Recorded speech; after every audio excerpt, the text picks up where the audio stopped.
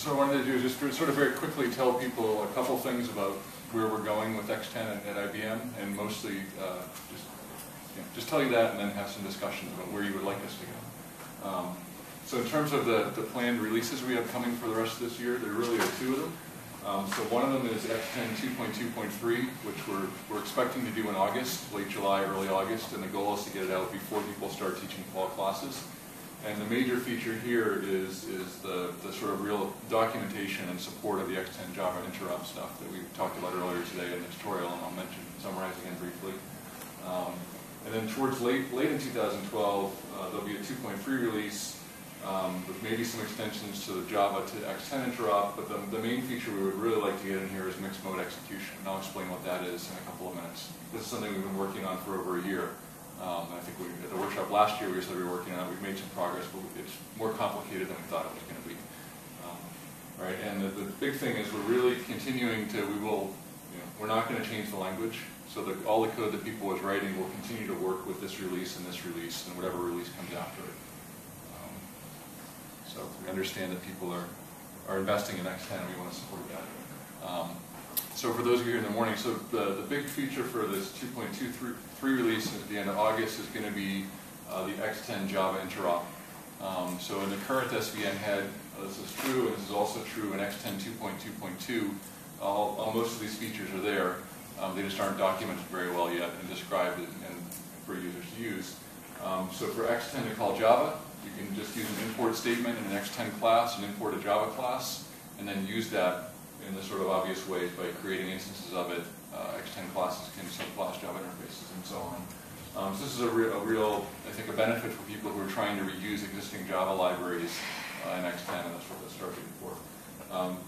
In terms of Java calling X10, for those of you who saw Kawachia-san's talk earlier, you see some of the ugliness in the generated code for generics. So really all we want to support in this release officially is calling non-generic static methods from Java to X10, because we believe that that interface is completely stable. We're not going to change that.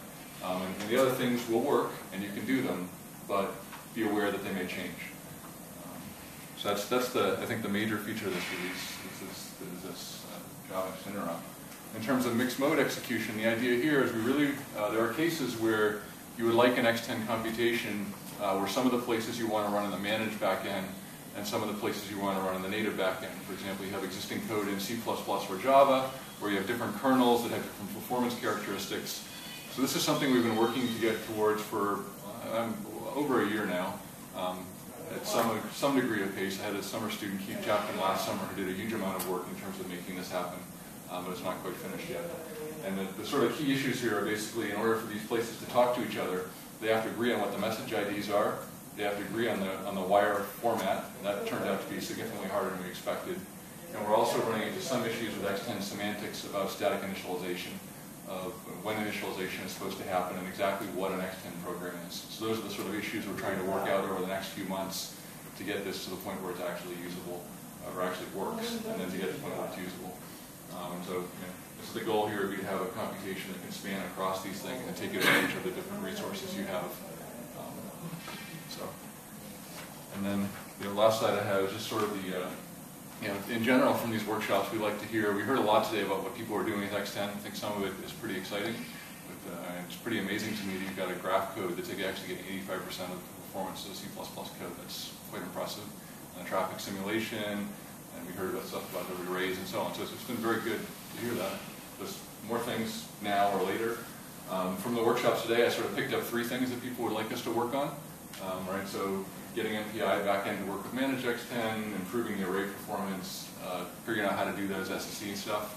I think these 2 are probably relatively straightforward. This one I'm not sure exactly how to do yet, but I understand that it could be useful. And so here's some other things to talk about if people want to discuss it, or anything else that people want to talk about future plans or things like that.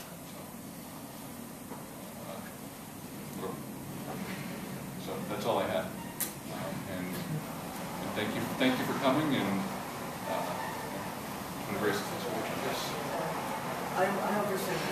Do you have a plan of dynamically storing places? Because currently the explain like you have fixed set of places Right. is determined, right?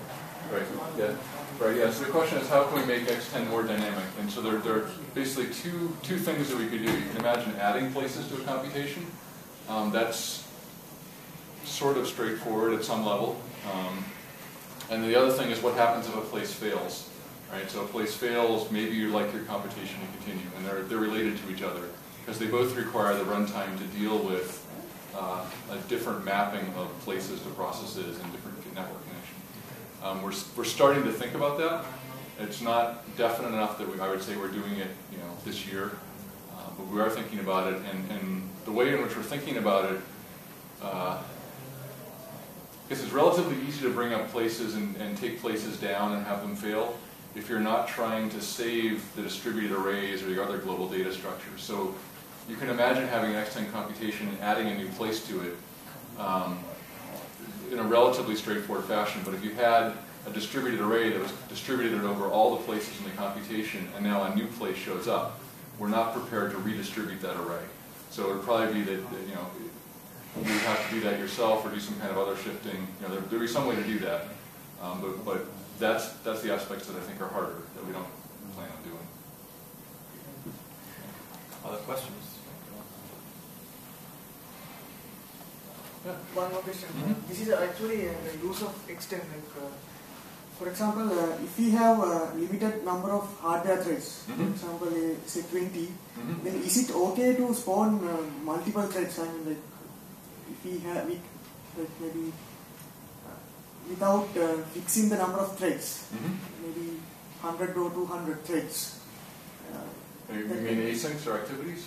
Or? Yes, asyncs. Yes. So the way the system works by default is we'll start up some number of threads. I think the default might be 2. I don't remember per place, but we'll create a certain number of worker threads per place, and those will multiplex the activities.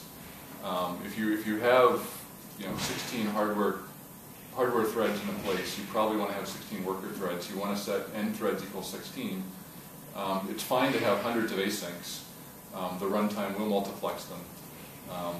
There is some amount of performance variation for that because there's the overhead of creating the async objects, and then there's also you don't have very much control over the scheduler. When is it actually going to schedule the async? So it'll sort of just do that. But there's no you don't have to worry about trying to very closely tie the number of activities to the number of hardware threads.